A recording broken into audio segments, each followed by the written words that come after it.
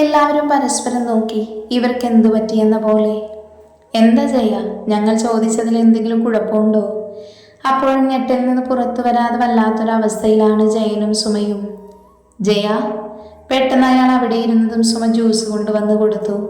എല്ലാവരും ഓരോ ഗ്ലാസ് എടുത്ത് സുമ ജയനെ നോക്കി. അല്ല, അത് പിന്നെ എന്തെങ്കിലും കുഴപ്പമുണ്ടോ? ഇല്ല, എന്നാലും ഞങ്ങൾക്കൊന്നും വേണ്ട, അതിഥി മോളെ മാത്രം മതി. ഞങ്ങൾക്ക് സമ്മതം. അയാളൊന്നും ആലോചിക്കാതെ തന്നെ പറഞ്ഞു. സുമയുടെ കണ്ണു നിറഞ്ഞു. അങ്ങനെയെങ്കിലും മകളുടെ മുഖം സന്തോഷമുണ്ടാവണമെന്നേ അവർക്ക് തോന്നിയുള്ളൂ. അങ്ങനെയെങ്കിൽ ഡേറ്റ് നോക്കാമല്ലേ? ആ, ജാതകം നോക്കാം. നേരിട്ട് കല്യാണം മതിയെന്നാണ് ഞങ്ങൾക്കിപ്പോൾ തന്നെ. അഗ്നിയുടെ കല്യാണം കഴിഞ്ഞിട്ട് ഇപ്പോൾ വർഷം 1 അതെ, അപ്പോൾ പെട്ടെന്ന് തന്നെ നടത്തണമെന്നാണ്. ഞങ്ങൾക്ക് പ്രശ്നമില്ല, എപ്പോ ആണെങ്കിലും നടത്താം. എങ്കിൽ ജാതകം തന്നേക്ക്, ഞങ്ങൾ ഡേറ്റ് നോക്കിയിട്ട് വിളിക്കാം. സുമേ, ഇപ്പൊ കൊണ്ടുവരാം. സുമമ്മ പോയി ജാതകം എടുത്തിട്ട് വന്നു. ജയച്ചൻ അത് അച്ചാച്ചൻ്റെ കയ്യിൽ കൊടുത്തു. എന്ന് ഞങ്ങൾ ഇറങ്ങട്ടെ, ഡേറ്റ് എടുത്തിട്ട് വിളിക്കാം. അവർ യാത്ര പറഞ്ഞിറങ്ങിയതും സുമ കരഞ്ഞുകൊണ്ട് ജയന്റെ നെഞ്ചിലേക്ക് വീണു. അവർക്കൊന്നും കുഴപ്പമില്ലായിരുന്നു. നമ്മൾ സമ്മതിച്ചിരുന്നുവെങ്കിൽ എൻ്റെ കുഞ്ഞിങ്ങനെ വേദനിക്കില്ലായിരുന്നു, അല്ലേ ജയേട്ടാ? അതെ, നമുക്ക് തെറ്റുപറ്റു പോയടേ. ഇതറിയുമ്പോൾ അവൾക്ക് ഒത്തിരി സന്തോഷമാകും. അവൾക്ക് ഇഷ്ടമുള്ളതെല്ലാം ഉണ്ടാക്കട്ടെ, വരുമ്പോൾ അവൾക്ക് സന്തോഷമാകും. സുമത സന്തോഷം കൊണ്ട് അടുക്കളയിലേക്ക് നടന്നു. ആദുവിന് ഇഷ്ടമുള്ള ഭക്ഷണം ഉണ്ടാക്കാൻ തുടങ്ങി. ജയച്ചൻ നിറഞ്ഞ കണ്ണ് തുടച്ച് അവിടെ ഇരുന്നു. ആദുവിനെ നിലത്തുനിന്നെടുത്ത് ഓഫീസ് റൂമിലുള്ള പ്രൈവറ്റ് റൂമിലേക്ക് കിടത്തി. അവിടെ അഗ്നിയും കിച്ചുവും പ്രിൻസിപ്പളും മാത്രമേ ഉണ്ടായിരുന്നുള്ളൂ. അതുകൊണ്ട് തന്നെ കൂടുതൽ പ്രശ്നം ഉണ്ടായില്ല. ബെഡിലേക്ക് കിടത്തി ടേബിളിൽ നിന്ന് വെള്ളമെടുത്ത് മുഖത്തേക്ക് തളിച്ചു. പെട്ടെന്ന് മുഖം ചുളിച്ച് അവൾ കണ്ണു തുറന്നു. പിന്നെയും കണ്ണടച്ചു തുറന്നു. മുന്നിൽ നിൽക്കുന്ന കിച്ചുവിനെ കാണാൻ എല്ലാം മറന്ന് നോക്കി നിന്നു അവൾ. അവൻ്റെ കണ്ണും അവളിലായിരുന്നു. കണ്ണിന് ചുറ്റും കറുപ്പ് വീണിട്ടുണ്ട്. ക്ഷീണിച്ചു വല്ലാത്തൊരു കോലമായി എന്ന് തോന്നിപ്പോയി അവന്. മുടിയെല്ലാം പാറി പറന്ന് കിടക്കുന്ന മുഖമെല്ലാം വീങ്ങിയിരിക്കുന്നു. അവൻ്റെ കണ്ണ് കലങ്ങി ചുവന്നു വന്നു. ആദു, ആർദ്രമായി വിളിച്ചു. അവളുടെ കവിളിൽ കൈവയ്ക്കാൻ തുടങ്ങിയതും സ്വപ്നലോകത്ത് നിന്ന് തിരിച്ചു വന്ന പോലെ അവൻ്റെ കൈ തട്ടി മാറ്റി ചാടി എഴുന്നേറ്റു. കിച്ചു അവളെ കണ്ണു നിറച്ച് നോക്കി നിന്നു. അഗ്നിയുടെ കണ്ണുകൾ അവളിലാണ്. പ്രിൻസിപ്പൽ പുറത്തേക്ക് ഇറങ്ങി നിന്നു. സർ, എന്തിനാ വിളിപ്പിച്ചത്? പെട്ടെന്ന് മനസാന്നിധ്യം വീണ്ടെടുത്ത് അവൾ അഗ്നിയെ നോക്കി ചോദിച്ചു. കിച്ചു അവളിൽ നിന്ന് കണ്ണുകൾ മാറ്റി. അവളിലെ മാറ്റം അവൻ്റെ നെഞ്ച് തകർക്കുന്നതായിരുന്നു. അതിഥി കിരണിനെ സംസാരിക്കാൻ വേണ്ടിയാ വിളിപ്പിച്ചത്. അഗ്നി ഗൗരവത്തോടെ തന്നെ അവളോട് കാര്യം പറഞ്ഞു. സർ, എനിക്കൊന്നും. ആദു മോളെ, എന്താടാ, എന്തിനെങ്ങനെയൊക്കെ? അവളെ പറഞ്ഞു മുഴുവനാക്കാൻ സമ്മതിക്കാതെ കിച്ചു അവൾക്കടുത്തേക്ക് വന്ന് പറഞ്ഞു. കണ്ണുകളടച്ച് അവൾ അവനിൽ നിന്ന് മുഖം തിരിച്ചു. സർ, എനിക്കൊന്നും സംസാരിക്കാനില്ല. പെട്ടെന്ന് അവിടെ നിന്ന് പോകണമെന്ന പോലെ പുറത്തേക്ക് പോകാൻ തുടങ്ങി. അഗ്നി, നീ പുറത്തേക്ക് പോയിക്കോ, ഇത് ഞാൻ ശരിയാക്കിക്കോളാം. ഇനി അവളോട് എങ്ങനെ സംസാരിക്കണമെന്ന് തീരുമാനിച്ച് കിച്ചു ഗൗരവത്തിൽ അഗ്നിയോട് പറഞ്ഞു. അഗ്നി അവരെ നോക്കിയിട്ട് പുറത്തേക്ക് ഇറങ്ങി. കിച്ചു ഡോറടച്ച് ലോക്ക് ചെയ്തതും ആദു വിനീരിറക്കി അവനെ നോക്കി. എനിക്ക് സംസാരിക്കാനുള്ളത് കേട്ടിട്ട് ഇവിടുന്ന് പോയാൽ മതി നീ. അവൾക്കടുത്തേക്ക് വന്ന് പറഞ്ഞതും അവളുടെ കണ്ണു നിറഞ്ഞു. നീ എന്തിനാ ഇങ്ങനെ എന്നെ അവോയ്ഡ് ചെയ്യുന്നേ എന്നെനിക്കറിയില്ല. ഇവിടുന്ന് പോകുമ്പോൾ മനസ്സിലൊന്ന് മാത്രമേ ഉണ്ടായിരുന്നുള്ളൂ, പെട്ടെന്ന് തന്നെ തിരിച്ചു വരണം, നിന്നെ സ്വന്തമാക്കണം. ഇനിയൊരു വിരഹം താങ്ങാനാകുന്നില്ല. എനിക്കിവിടെ വന്ന് നിന്നെ കാണാതെ ഒരു സമാധാനവുമില്ലായിരുന്നു. പക്ഷെ നിനക്ക് എന്നെ കാണാൻ പോലും എന്നോട് മിണ്ടാൻ പോലും താല്പര്യമില്ല. എന്താണ് കാരണം? എനിക്കറിയണം. അവൻ്റെ ഗൗരവത്തോടെയുള്ള ചോദ്യത്തിൽ അവളിൽ വിറയൽ പടർത്തി. അവനോട് മറുപടി പറയാൻ നാവനങ്ങിയില്ല. പറയ്, എനിക്കറിയണം. അവൾക്കടുത്തേക്ക് മുഖമടുപ്പിച്ച് പറഞ്ഞതും അവളിൽ നിന്ന് കരച്ചിൽ പുറത്തേക്ക് വന്നു. അത് കേട്ട് അവൻ്റെ ഉള്ളം വേദനിച്ചു. എങ്കിലും അവൾക്ക് എന്താണ് പറ്റിയത് എന്നറിയാനുള്ള കാരണത്താൽ കണ്ണുനീർ കണ്ടില്ലെന്ന് നടിച്ചു. പൊട്ടിക്കരഞ്ഞു മുഖം പൊത്തി അവൾ നിലത്തിരുന്നതും അവൻ്റെ കണ്ണു നിറഞ്ഞു വന്നു. കണ്ണുകൾ തുടച്ച് അവൾക്കടുത്തായിരുന്നു. ആദു മോളെ. അവളുടെ തോളിൽ കൈവച്ച് വിളിച്ചതും അവൻ്റെ നെഞ്ചിലേക്ക് വീണു പൊട്ടിക്കരഞ്ഞു അവൾ. അവളെ ചേർത്ത് പിടിച്ചിരിക്കുമ്പോൾ അവൻ്റെ കണ്ണുകളും നിറഞ്ഞൊഴുകിയിരുന്നു. രണ്ടുപേരുടെയും ഹൃദയം വല്ലാതെ വേദനിച്ചു. കുറച്ചു സമയം അവൾ അങ്ങനെ നിന്നു. വിരഹം വേദനയും കരഞ്ഞു തീർത്തു. അവളുടെ കരച്ചിൽ എങ്ങയിലായി മാറിയപ്പോൾ അവൻ നെഞ്ചിൽ നിന്ന് അവളെ അടർത്തി മാറ്റി. മുഖം ഉയർത്തി അവൾ അവനെ നോക്കിയതും നെറ്റിയിലായി ചുംബനം നൽകി അവൻ. കണ്ണുകൾ അടച്ച് അവൻ്റെ നെഞ്ചോട് ചേർന്നു നിന്നു. ഇനി കരയരുത്, ആ കണ്ണുനീർ കാണാൻ എനിക്ക് വയ്യ.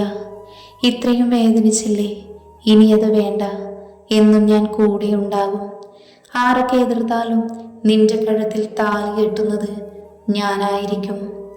അവൻ അവൾക്ക് വാക്കുകൊടുത്ത് നെറ്റിയിൽ ചുണ്ടമർത്തി വെച്ചു. കരഞ്ഞവൾ അവനെ ഇറുക്കെ പുണർന്നു. ആദു, എന്നോടൊന്ന് സംസാരിക്കാനില്ലേ? എനിക്ക് എന്നാടാ, എന്തെങ്കിലും പറഞ്ഞു? ഞാനല്ലേ? ഇനി ഒരിക്കലും എനിക്ക് കാണാൻ പറ്റില്ല എന്നായിരുന്നു വിചാരിച്ച് പോയത്. ഒറ്റയ്ക്കാണെന്ന് തോന്നി. ആരുമില്ല, അച്ഛനും അമ്മയും. കല്യാണം നടക്കാൻ സമ്മതിക്കില്ലെന്ന് പറഞ്ഞു. ഒരുമിച്ച് ജീവിക്കാൻ പറ്റില്ല എന്ന് മനസ്സിലായപ്പോൾ മരിക്കാൻ തോന്നി. അതാ ഞാൻ അങ്ങനെ. എനിക്ക് പേടിയാ, ഒന്ന് ഉറങ്ങാൻ പോലും എനിക്ക് പറ്റുന്നില്ല കിച്ചേട്ടാ. പറഞ്ഞു കഴിഞ്ഞപ്പോൾ അവൾ അലറി കരഞ്ഞുപോയി. എല്ലാം കഴിഞ്ഞു, ഇപ്പം ഞാനില്ല നിന്റെ കൂടെ, പേടിക്കേണ്ട. വേദനയോടെ അവൻ അവളെ ചേർത്തു നിർത്തി. ആദു, ഇന്ന് വീട്ടിൽ നിന്ന് എല്ലാവരും കൂടെ നിന്റെ വീട്ടിലേക്ക് പോയിട്ടുണ്ട്.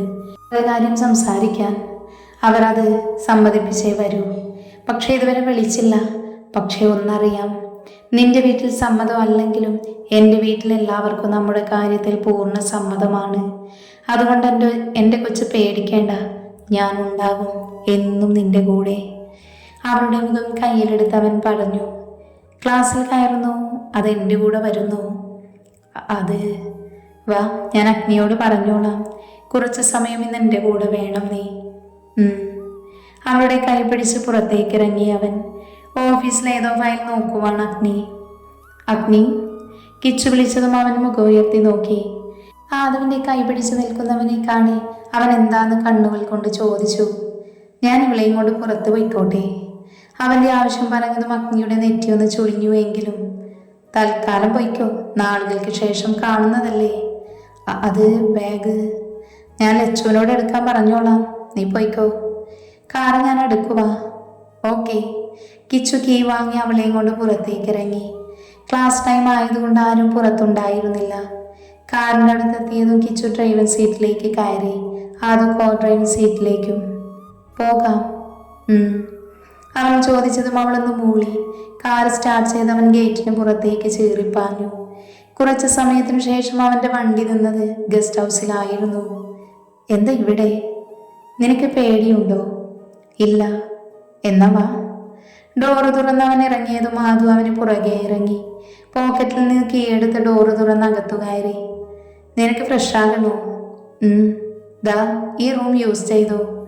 ഹാളിൽ തന്നെ വലതുഭാഗത്തുള്ള റൂം കാണിച്ചു കൊടുത്തു അവൻ. അവൾ ഡോറ് തുറന്ന് പോയതും കിച്ചു കിച്ചണിലേക്ക് നടന്നു. ഫ്രിഡ്ജ് തുറന്ന് നോക്കി. കുറച്ച് ഫ്രൂട്ട്സും എഗ്സും മാത്രമേ ഉള്ളൂ. 2-3 ഓറഞ്ച് എടുത്ത് ജ്യൂസ് അടിച്ച് ഗ്ലാസ്സിൽ പകർന്നു. രണ്ടും എടുത്ത് അവൻ ഹാളിലേക്ക് ചെന്നു. അപ്പോഴേക്കും ആദു വന്നു. ഇവിടെ ഒന്നുമില്ല, തൽക്കാലം നീ ജ്യൂസ് കുടിക്ക്. അവൾ ഒരു ഗ്ലാസ് എടുത്ത് സോഫയിലിരുന്നു. കിച്ചു പോയി ഫ്രഷായി വന്നു. അവൾക്കടുത്തിരുന്നു. തോളിൽ കൈയിട്ട് അവളെ ചേർത്തിരുത്തി. കുറച്ച് സമയം നീ കൂടെ വേണമെന്ന് തോന്നി. ഇവിടെ ആരുടെയും ശല്യമില്ലല്ലോ, അതാ ഇങ്ങോട്ട് കൊണ്ടുവന്നത്. പേടി വേണ്ട, ഒന്നും ചെയ്യില്ല, എൻ്റെ കൂടെ ഉണ്ടായാൽ മതി.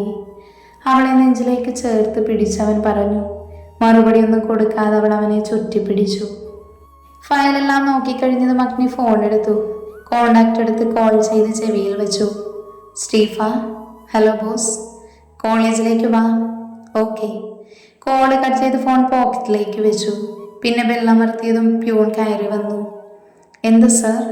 ശ്രീലക്ഷ്മിയെ വിളിക്കൂ. Okay sir. ഡോറ് തുറന്ന് പുറത്തേക്ക് പോയതും അഗ്നി ഫോൺ എടുത്ത് നോക്കാൻ തുടങ്ങി. ക്ലാസ് നടന്നുകൊണ്ടിരിക്കുമ്പോഴാണ് പിയൂൺ കയറി വന്നത്. എന്താ ചേട്ടാ? ശ്രീലക്ഷ്മി മാഡത്തെ വിളിക്കുന്നു. ഓക്കെ. ശ്രീലക്ഷ്മി. ലച്ചു വേഗം എഴുന്നേറ്റു നിന്നു. ചെല്ല്. Okay ma'am. അവൾ കല്ലൂനെയും മായയും നോക്കിയിട്ട് പുറത്തേക്ക് ഇറങ്ങിപ്പോയി. നേരത്തെ ആദു പോയിട്ട് വന്നില്ല, ഇപ്പതേ ലച്ചുവും പോയി. ആദുവിനെ കിച്ചേട്ടൻ വിളിച്ചതല്ലേ, ഇത് അഗ്നിയേട്ടനാകും അവളെ വിളിച്ചേ. അതെനിക്ക് മനസ്സിലായി, എന്നാലും എന്തിനാകും വിളിച്ചത്? അവൾ ആലോചനയോടെ താടിയിൽ കൈ കൊടുത്തു. വിസ്മയ, മാം വിളിച്ചതും അവൾ ഞെട്ടി എഴുന്നേറ്റു. ക്ലാസ്സിലിരിക്കാൻ താല്പര്യമില്ലെങ്കിൽ പുറത്തേക്ക് പോകാം. Sorry ma'am. ഇരിക്ക്. അതോടെ അവൾ ക്ലാസ്സിൽ ശ്രദ്ധിച്ചിരുന്നു. കല്ല് പൊട്ടി വന്ന ചിരി മറച്ചു പിടിച്ചു. ഓഫീസിലേക്ക് നടക്കുമ്പോഴും എന്തിനാണ് വിളിച്ചത് എന്നായിരുന്നു ലച്ചുവിൻ്റെ ചിന്ത. സർ. ഡോറിൽ തട്ടി അവൾ വിളിച്ചു. മറുപടി കിട്ടിയതും അവൾ അകത്തേക്ക് കയറി വന്നു. ഇരിക്ക്. മുന്നിൽ ചെയർ കാണിച്ച് അവളോട് പറഞ്ഞു. ലച്ചു അവിടെ ഇരുന്ന് അവനെ നോക്കി.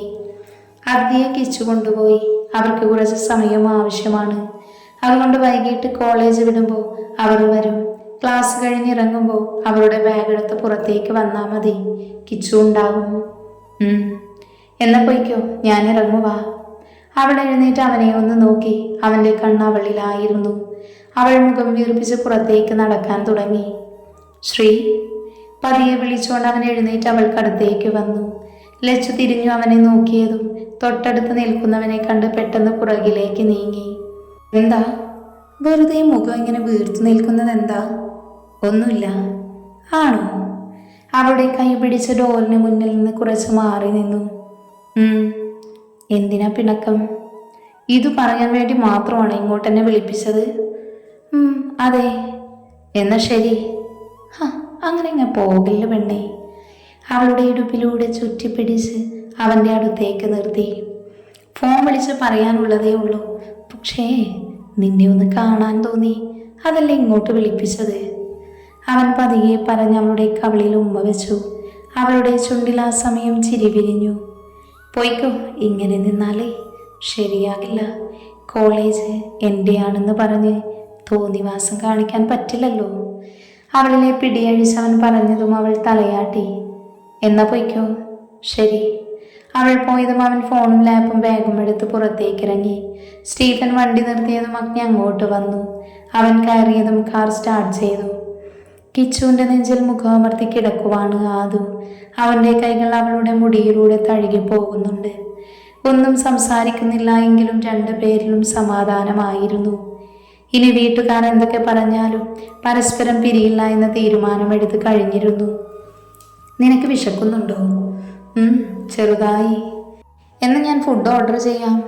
അവൻ ടേബിളിൽ നിന്ന് ഫോണെടുത്ത് ഫുഡ് ഓർഡർ ചെയ്തു. ഞാൻ മരിച്ചു പോകുമെന്ന് വിചാരിച്ചോ? പേടിച്ചു പോയി. എന്നെ ഒറ്റയ്ക്കാക്കി പോകുമെന്ന് തോന്നി. നീ മാത്രമേ എൻ്റെ ഉള്ളിലുണ്ടായിരുന്നുള്ളൂ. ആക്സിഡൻ്റായി ലാസ്റ്റ് കണ്ണടയുമ്പോൾ നിന്റെ മുഖമാണ് എൻ്റെ ഉള്ളിലേക്ക് വന്നത്. ഇനി നിന്നെ കാണാൻ പറ്റില്ല എന്ന് വിചാരിച്ചു. അവളെ മുറുകെ പുണർന്നു അവൻ. അവൻ്റെ കണ്ണിൽ നിന്ന് ഒരു തുള്ളി അവളുടെ മുടിക്കുള്ളിൽ പോയി ഒളിച്ചു. അവളുടെ കണ്ണും നിറഞ്ഞുപോയി. അവൻ്റെ നെഞ്ചിനെ നനച്ചു. പിന്നെ കണ്ണു തുറന്ന് നിന്നെ കണ്ടപ്പോഴാണ് എനിക്ക് സമാധാനം വന്നത്. അവിടുന്ന് എഴുന്നേറ്റ് നിൽക്കാനോ നടക്കാനോ സംസാരിക്കാനോ പറ്റാതെ വന്നപ്പോൾ ഇനി എന്ത് എന്നായിരുന്നു എൻ്റെ ഉള്ളിൽ. അഗ്നി അവിടുന്ന് മാറ്റുമ്പോൾ ഉള്ളിൽ സന്തോഷമായിരുന്നു. എത്രയും പെട്ടെന്ന് നടന്നു വന്ന് എൻ്റെ പെണ്ണിനെ സ്വന്തമാക്കണം. അതുമാത്രം ഉള്ളിൽ കൊണ്ട് നടന്നാണ് എൻ്റെ തിരിച്ചുവരവ്.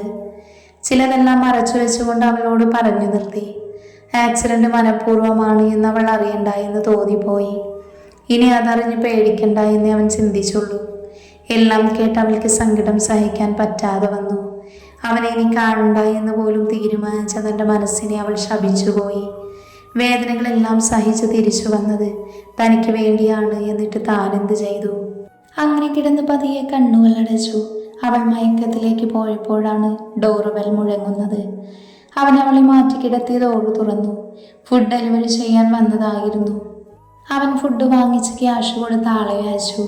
ടേബിൾ ഫുഡ് കവർ വെച്ച് മുറിയിലേക്ക് ചെന്നു. ഉറങ്ങുന്നതിന് പെണ്ണിനെ കണ്ട് അവന് വാത്സല്യം തോന്നി. അവൾക്കടുത്തേക്ക് ഇരുന്ന് തലയിൽ പതിയെ തലോടി.